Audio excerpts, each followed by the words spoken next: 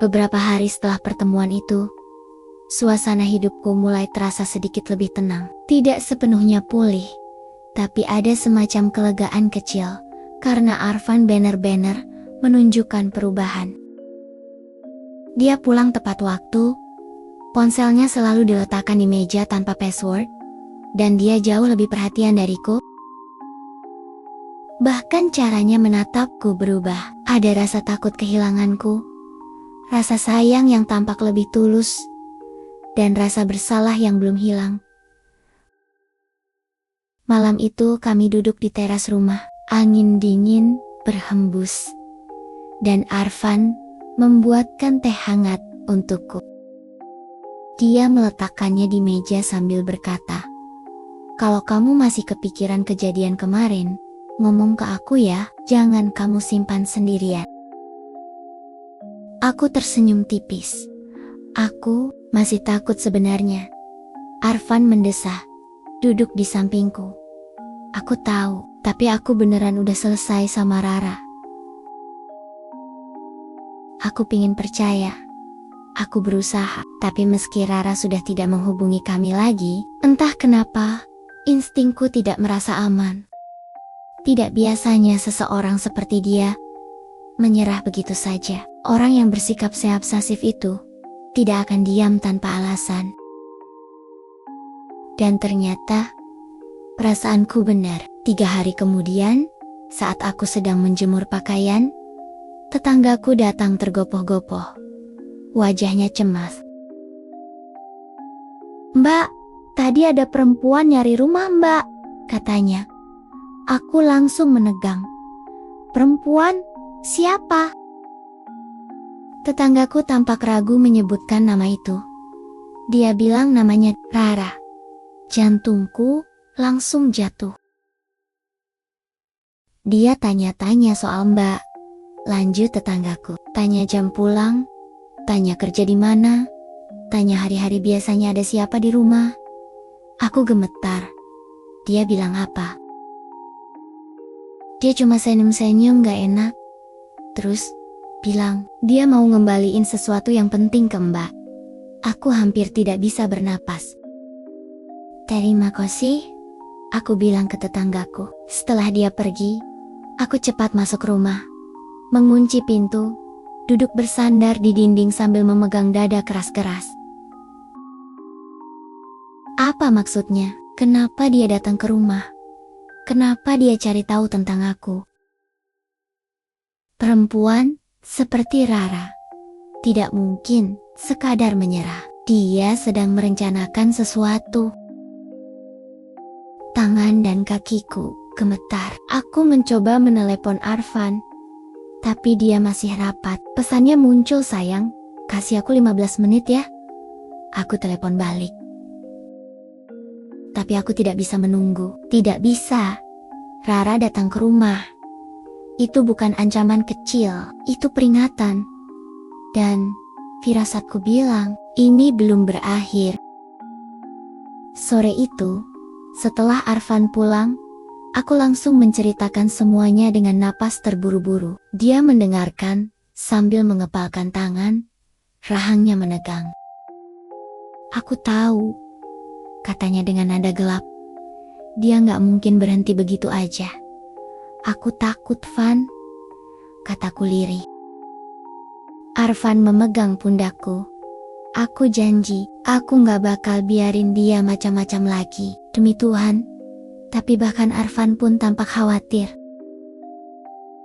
Dia langsung memasang CCTV di depan rumah, mengganti password Wi-Fi, mengunci semua akun media sosial kami. Dia bahkan menghapus beberapa aplikasi dari ponselnya katanya, untuk menghindari Rara membuat akun palsu. Itu membuatku sedikit tenang tapi melamnia. Ancaman itu mulai terasa. Pukul 11 malam, ketika aku baru saja selesai mencuci muka, Arfan memanggilku dari ruang tamu. "Sayang." Nada suaranya tidak biasa. Aku berjalan ke ruang tamu. Arfan berdiri dengan ponsel di tangannya. Wajahnya pucat. "Ada apa?" Arfan menyerahkan ponsel itu padaku. Kamu harus lihat ini. Dengan tangan gemetar, aku mengambil ponsel itu. Ada email masuk, tanpa nama pengirim. Subjek kosong.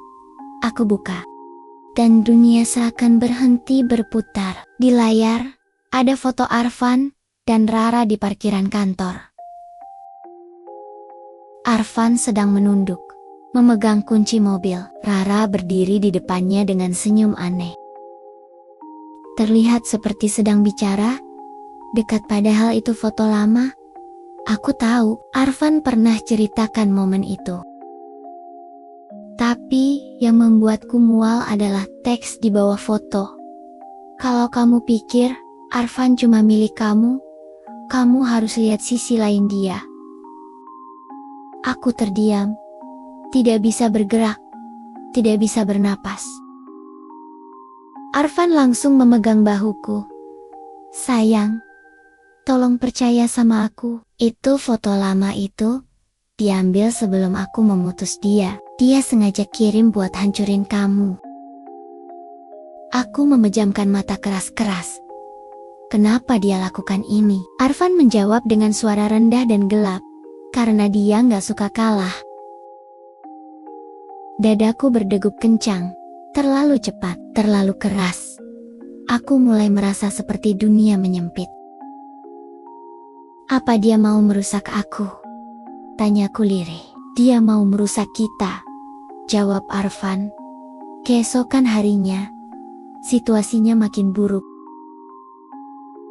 Ketika aku membuka pintu untuk mengambil paket, ada amplop putih diselipkan di bawah keset. Aku membukanya dengan tangan gemetar.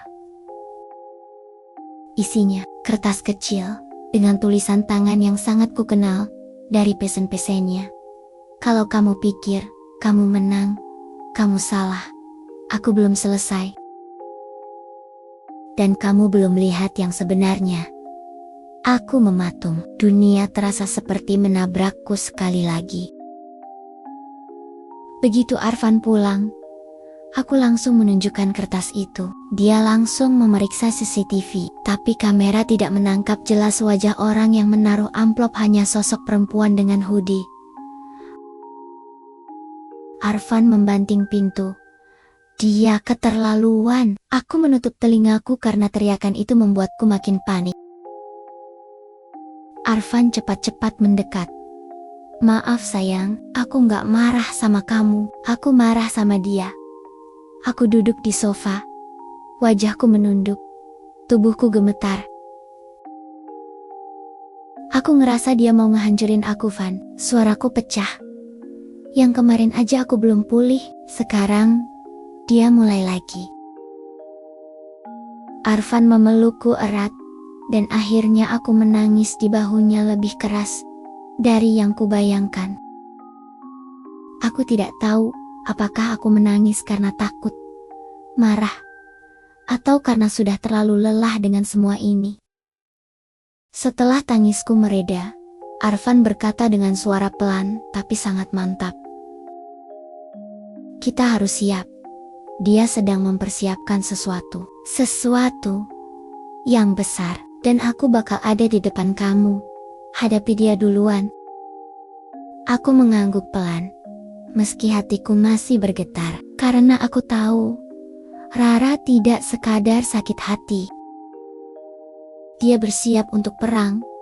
Karena setelah malam itu, sesuatu yang lebih mengerikan terjadi.